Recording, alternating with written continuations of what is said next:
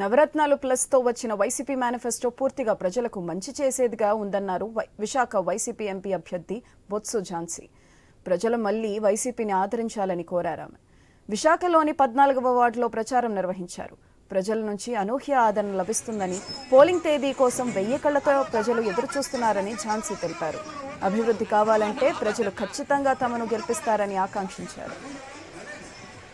Guruji Ram Narayan G ప్రపంచ ప్రఖ్యాత జ్యోతిష్యులు ఇప్పుడు మన హైదరాబాద్ లో ఎటువంటి సమస్యలకైనా తక్షణ పరిష్కారం చేయబడును. సంప్రదించండి 96651137 9000004357.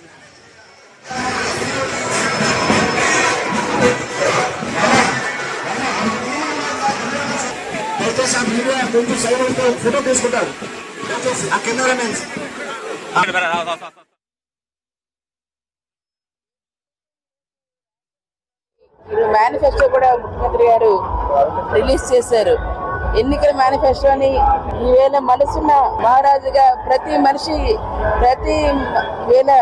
ప్రతి కుటుంబంలో కూడాను వారి తాలూకా సుఖ సంతోషాలే చూడాలి. ఈవేళ ప్రజలకి ఏదైతే మాట ఇచ్చామో ఆ మాట నిలబెట్టుకొని తీసుకెళ్లే విధంగా మరింత ప్రజారంజకంగా ఈరోజు మేనిఫెస్టోని కూడా ఇవ్వడం జరిగింది.